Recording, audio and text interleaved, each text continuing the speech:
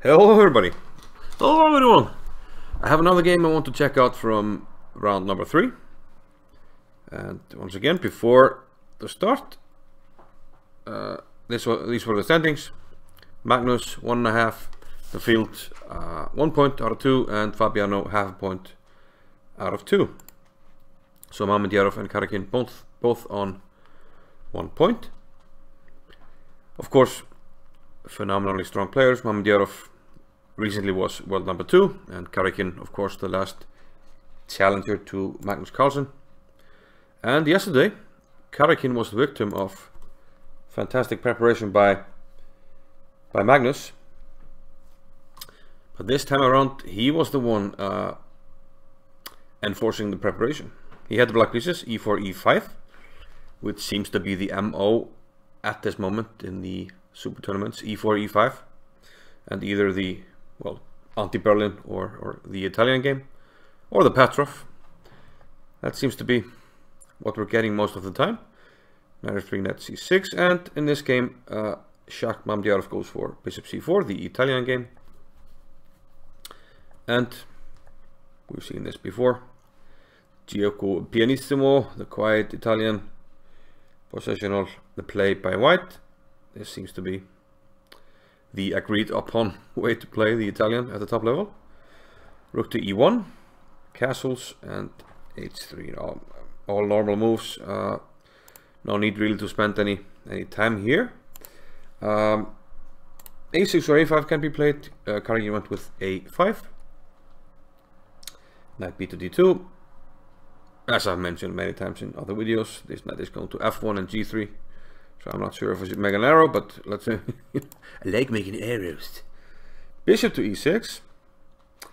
And normally the exchange here on e6 is going to be fine for black. The pawns cover a lot of squares, there are no weaknesses to worry about. And you can actually in some cases use maybe the f4 square and the f-file to activate your rook. So black doesn't mind this. So white goes bishop to b5. And he can do so with immunity more or less because black has gone a5, so there's no a6. And now we will see an interesting maneuver by Karjakin. He goes queen b8. And he will maneuver the queen to a7 after knight f1, going on with the standard knight development. Now queen a7, and we have this very unusual battery of the queen and the bishop lining up against f2. So white has to do something about that, and he goes for rook e2. Sticking a piece on e3 also seems to come into consideration, but rook e2 by Mamedyarov. Now a4 by Karjakin. Some expansion on the queen side. But I think the main idea is seen in black's next move after knight g3. Black plays queen a5. And now we see that the bishop doesn't have its usual retreat to a4 and then to safety on c2, where it likes to hide, awaiting further developments. In this case, the bishop is attacked and it kind of has to take on c6. Bishop c4 might come into consideration, but I think black has nothing to worry about here and might even be better here. He can poke at this pawn, maybe with a queen, maneuver the knight to g6. And yeah, black should be absolutely fine here. So Mamedyarov, he took on c6. And it's noteworthy that quite often when people play in the candidates, they have a lot of preparation. And sometimes, you know, the results only come after the tournament. And Karjakin confessed after the game that he had been looking at this before Berlin for both white and black, and actually found in the database 2 games where he had the white pieces. But it was actually, if you go back, the position before the queen b8 maneuver. I think this position we had 2 games with Karjakin. But moving on to the current game, b takes c6 and knight h4. So Karjakin was very well prepared in this game, and he played quite fast. It was quite funny that at some point Mamedyarov said, okay, I like my position, my pieces are lining up on the queen side here, but But once he started to play fast, I understand. Maybe only draw, you know. So rook f2 e8. Yeah, okay. This is to protect the e pawn, and it's clear that at some point black wants to play d5. Rook e1. This makes way for the queen to come to the king side, where most of your pieces are. Very logical play. King h7. Sort of anticipating queen f3. Once the queen arrives on f3, which it will do now, white was maybe thinking about bishop takes h6, and this will be hanging. So I'm wondering now if black probably just takes with the king. Karjakin very confidently just plays d5. Blows open the position. It looks a bit dodgy, to be honest, after e takes d5, bishop takes d5. But he said he remembered he should be defending here with accurate play. But you know, with your queen out here, I mean, not much has come out of this queen, you know, transfer to the queen side. So I would be a bit worried with queen, 2 knights, and the bishop, and this guy might be ready to join the action. Yeah, I heard that Simon Artistan got really excited about this position, and you know, Kasparov used to have a rule that, you know, when you can just count the pieces attacking, you have 4, maybe 5 pieces attacking, and I don't know, do we count 1 piece defending? Okay, these guys might be ready to, you know, reinforcement, but it looks scary. G6.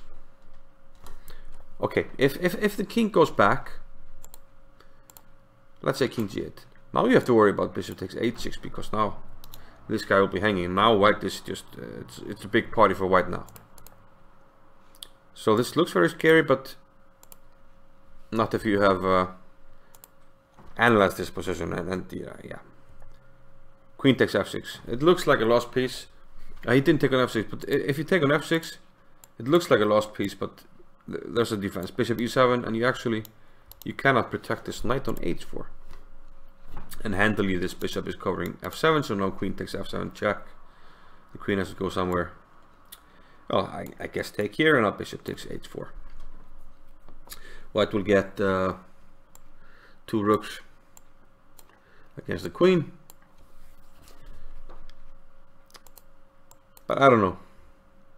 Yeah, maybe a3, yeah. Disrupting the pawns a bit. Because if white gets to play a3, maybe I think I would prefer white there, because now you can get control. But a3 disrupts things.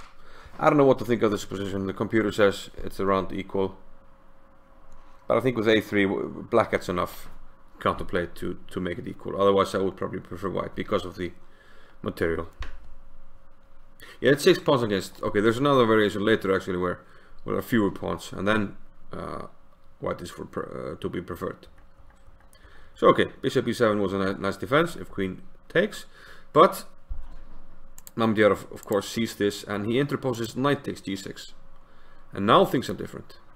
F takes g6, now he takes. Now there's no knight on h4 if you go here,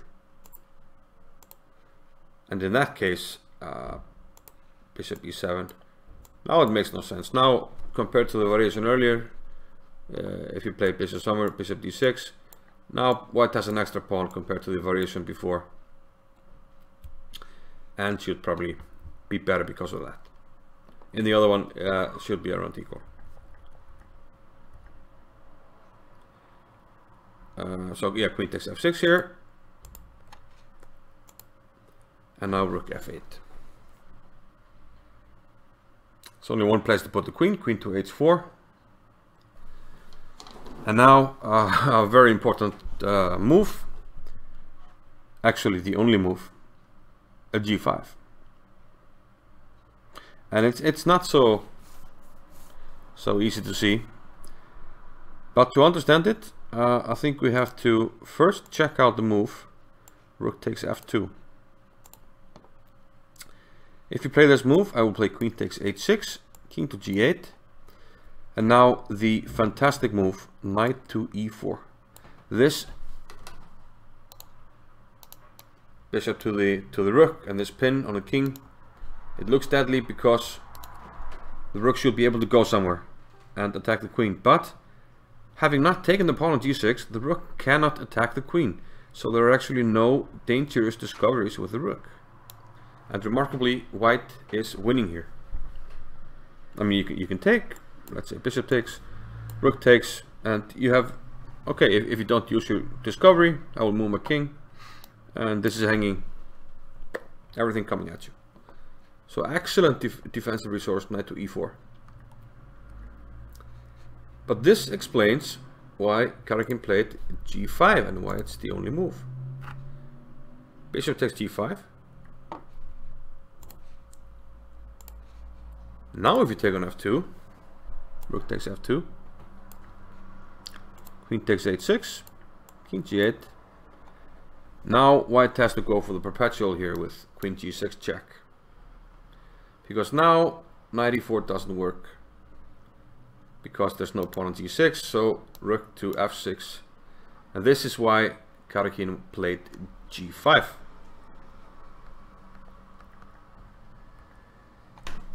And this should have been a variation color, but I apologize for that. I was just so excited about this variation. But g5 was played, yeah, bishop takes g5. Rook takes f2. Yeah, sorry, this was actually played in the game. King g8, and yeah, and here he went for the perpetual.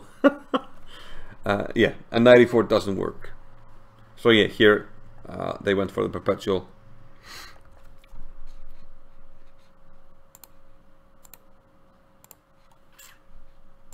Yeah, the king went to g8, check, and back to h8 and queen h6, and draw agreed. If we go back, going to f8 is not possible. White will just bring all the pieces in, bishop h6 check, king e7, now the rook comes in with check, and you know, something like this, check, okay, discovered check on white, but d4 blocking, and black is losing too much material. So yeah, a very interesting draw, and both guys played actually quite good. If you put this into if you look at the average center-pawn loss, it was 6 for Mamedyarov and something like 5 for Karjakin actually. So yeah, a very, you know, correct game in a computer-esque way, but also exciting for humans until you. Well, it was exciting, but you know, it kind of kills you that most of it is prepared at home. But yeah, very nice game. I enjoyed it, and I will see you in the next video from Norway Chess. Bye bye.